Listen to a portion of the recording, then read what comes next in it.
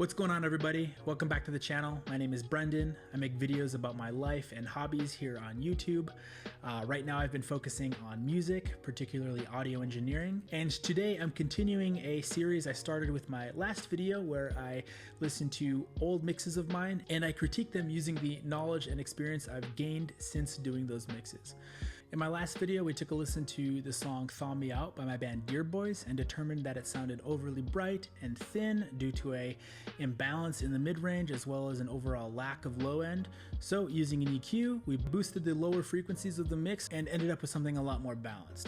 However, this isn't really a problem you fix in that stage of the mix where you throw an EQ on top of things to add what is missing or to get rid of what there's too much of. That's something you want to do in the actual mix itself when you are applying processing to the individual tracks. So today I want to break the mix down into its main parts, namely the drums, bass, guitars, and vocals, and treat those separately so that we can actually construct our mix so that it has the same tonal balance that we achieved last week, but also make the instruments work with each other a little bit better. Let's get into it.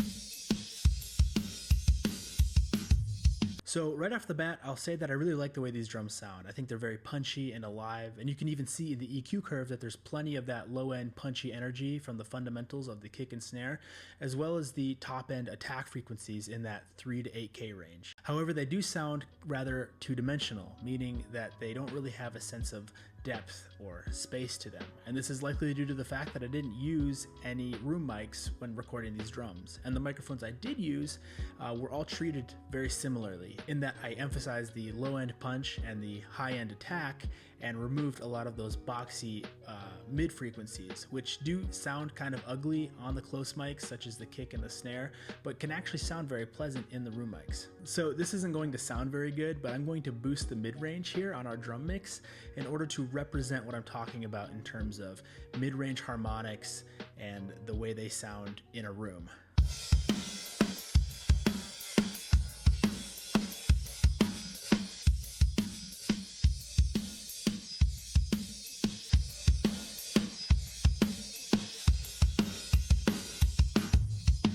Okay, so there are some reverberations that we're pulling up now which give us more sense of the space we're in, and you can also start to hear the actual tone of the snare as well.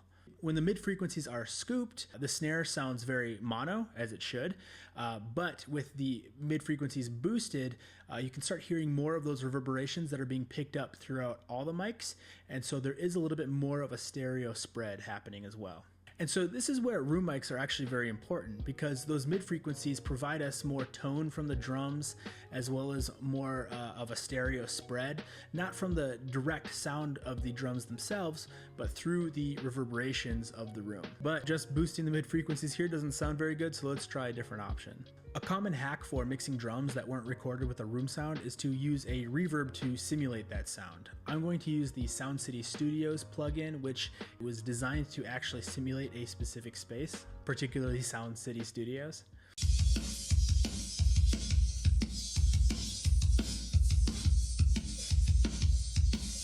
So the effect is quite obvious, but I'm not really sure it sounds any better in our case, or at least it's not moving us closer to what we're trying to achieve. Let's use our EQ to visualize what's happening.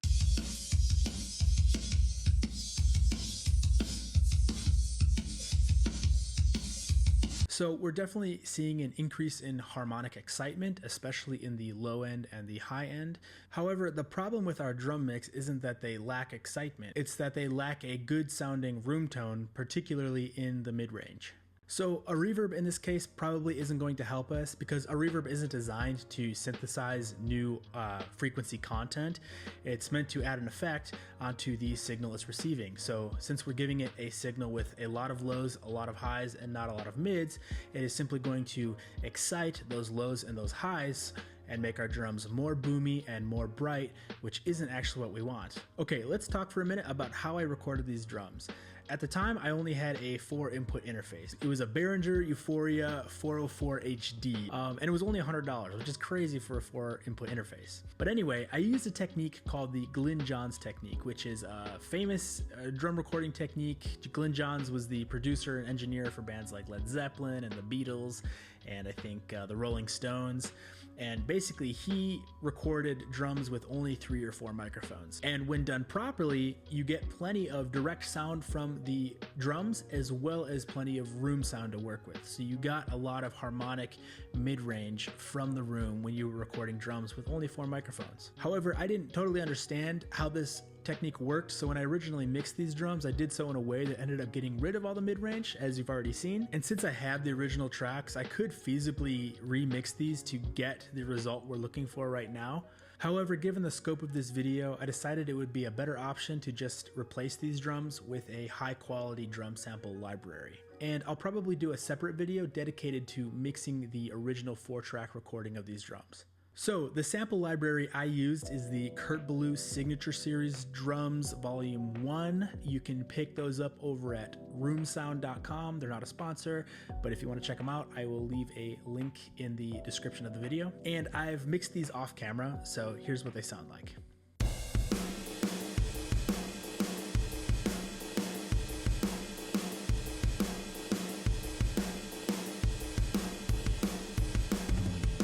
So obviously this drum mix sounds very different because it's a completely different drum set, recorded in a different room with many more microphones. But one of the main characteristics of this drum mix that distinguishes it from my original drum recording is the ample use of room mics, which provide a more 3-dimensional image of the kit. And we can actually see the difference between these 2 drum kits in their EQ curves.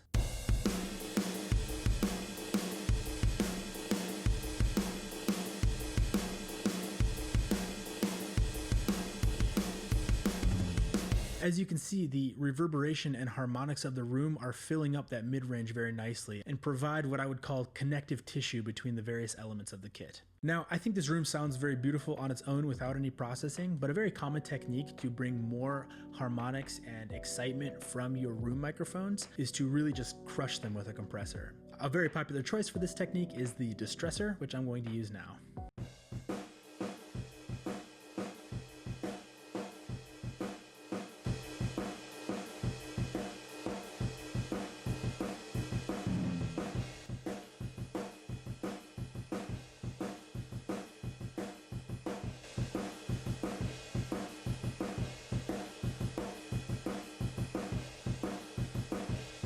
Okay, so let's listen to our original mix, first with the original drums and then replaced with the new drums.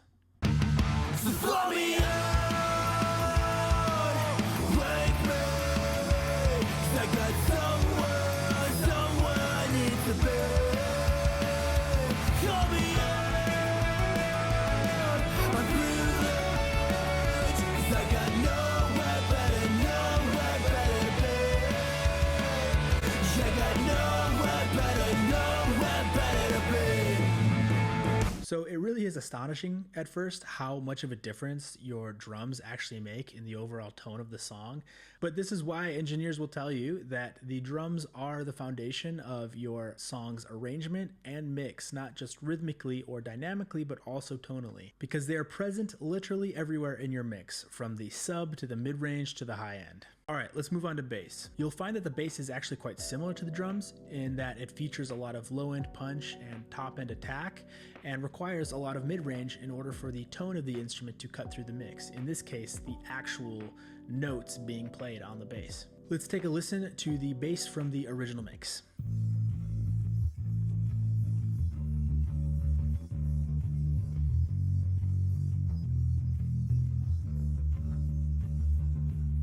Okay, so as I mentioned, we see a very similar curve here as we saw with the drums. There's a lot of low end, a lot of top end, and not a lot of mid range. I am actually a little bit surprised here by the lack of top end, present in this bass. It's possible that this is just the way I mixed it, or it could be the fact that Spectral Layers wasn't able to completely separate the bass sound from the rest of the mix. So let's actually just take a look at the original bass track from before it was mixed.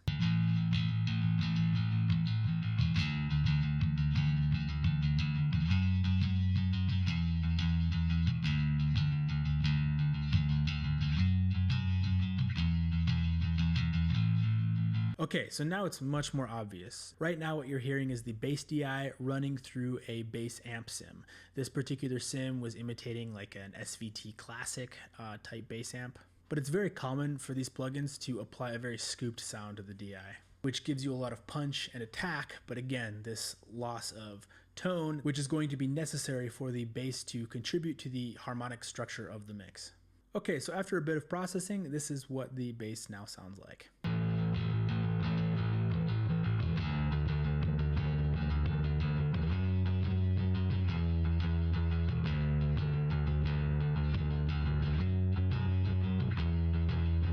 So as you can see, we have a lot more mid-range. We also have a lot more distortion on the signal. I did use an EQ to literally boost the mid-range, but before that, I did use distortion to accentuate it going in. All right, so now let's listen to our new drum mix with the original bass, and then we will replace the original bass with the new bass.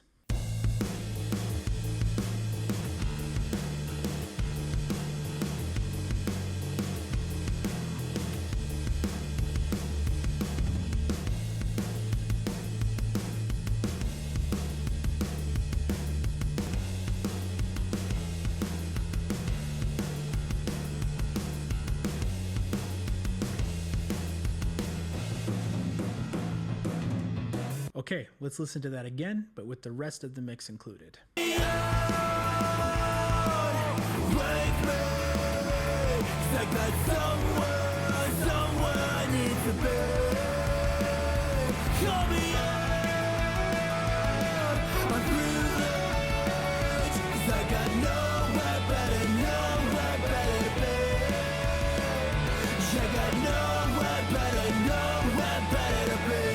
Okay, let's move on to guitars.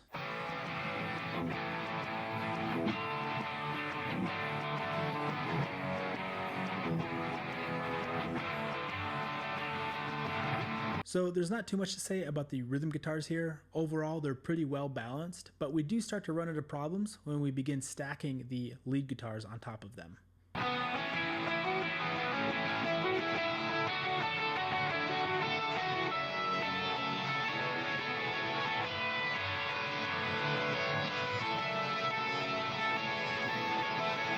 So besides maybe the cymbals, the lead guitars are where we really start to get some of that problematic brightness in our mix. Now, we've taken care of the cymbals already by replacing them with frankly better sounding samples, but we can't really just replace our guitars in the same manner. So I reckon the problem comes from the fact that both the rhythm guitars and the lead guitars are mixed rather bright, and so they are not only compounding that frequency range, causing things to be very bright, but they're also competing with each other in that range, causing things to be less clear. So ironically, by attempting to increase clarity by boosting the brighter frequencies of the guitars, we end up creating less clarity because we've just caused them to compete with each other, and also just given ourselves unnecessary brightness, which becomes very fatiguing to our ears. What I can do is kind of rebalance the relationship between the rhythm and lead guitars. So I'm going to try to get the rhythm guitars to cut through the mix more in the lower mid-range, maybe 400 to 800 hertz, and that should give plenty of space in the higher mids for the lead guitars to come through. All right, so here are the rhythm guitars before any processing.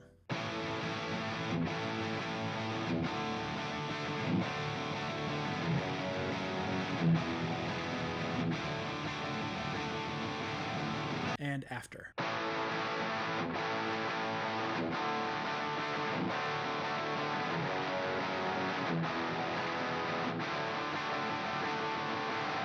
So as I said, I'm just boosting at 400 hertz, and then I'm also boosting at sympathetic intervals, so 800 hertz and then 1.6K. On their own, they kind of sound muffled and unexciting, but in the mix, I feel like they're actually cutting through a lot more, and there's a lot more distortion that I hear in the lower mid-range now, which sounds very warm and cool. warm and cool.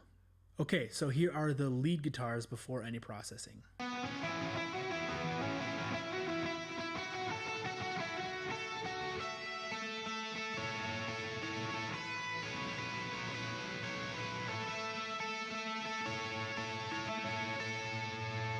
And after.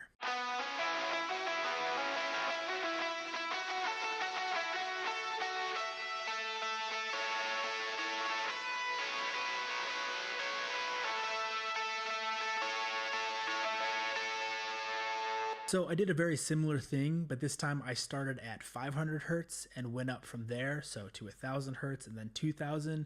The logic here is to simply boost the frequencies in the lead guitars where I'm not already boosting them in the rhythm guitars. I also cut anything below 500 hertz, which might make the guitars sound rather thin and shrill on their own, but it does keep them out of the way of the rhythm guitars and gives us some headroom so that we're not pushing our compressor too hard. Now, the next thing I did to help these guitars cut through the mix just a little bit more was apply some parallel compression to them.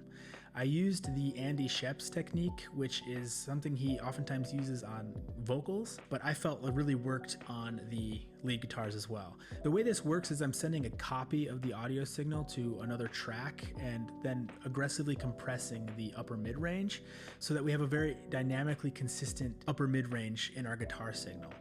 Meaning that the volume of the upper mid-range doesn't fluctuate at all. The reason this works is that our ears tend to hear signals that are more dynamically consistent than ones that aren't, even if they aren't necessarily louder. So what we can do now is just blend the compressed guitar signal with the original guitar signal, increasing their audibility without making them too loud in the mix. Let's take a listen.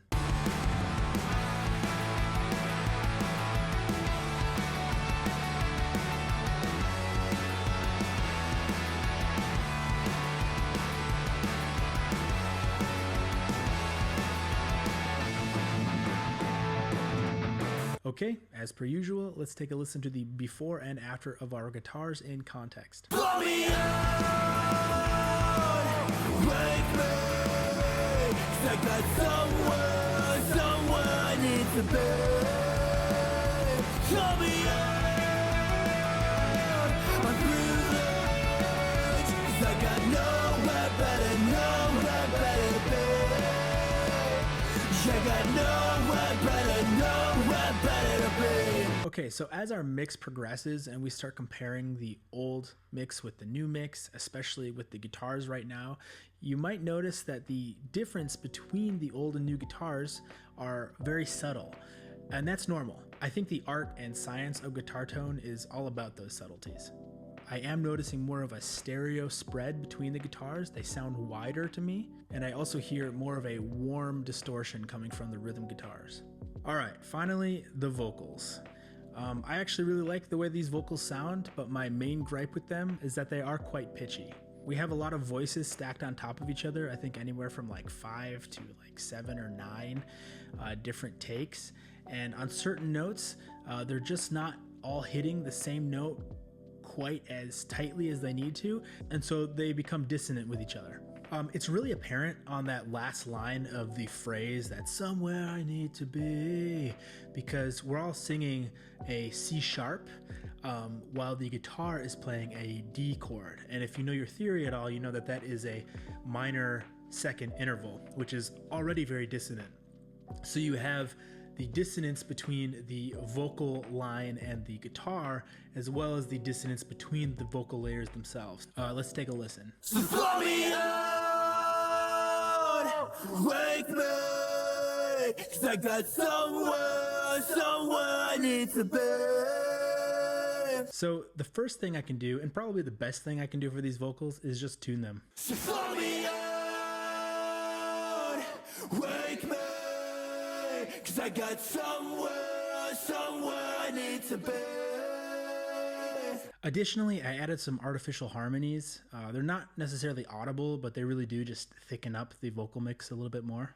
So blow me out, wake me, 'cause I got somewhere I need to be. So blow me out, wake me, 'cause I got somewhere someone needs to be. Okay, so we have a problem with our vocal mix that's pretty similar to the problem we had with our lead guitar mix, and that's that they sound a little bit drowned out in the mix, but I can't really just push the faders up because when I do that, they just start to sound a little bit too loud and too bright. So we're going to use parallel compression to increase the presence of the vocals without making them too loud. So slow me out,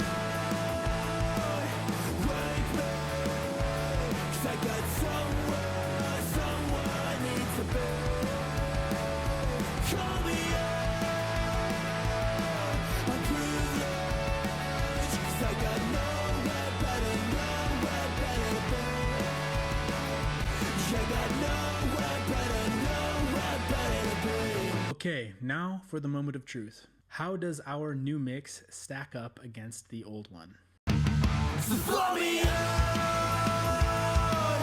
wake me, 'cause I got someone needs to be. Call me out, I'm privileged, 'cause I got nowhere better to be. I got nowhere better to be. Let me know in the comments which one you prefer. If you've made it this far, thanks for watching. Please like and subscribe and hit the bell icon so you're notified of new videos. And as always, if you or someone you know is in need of music-related services such as mixing, mastering, production, or help with songwriting, I will leave a link to my Soundbetter profile as well as my email in the description below so you can get in touch. Thanks. Have a good one.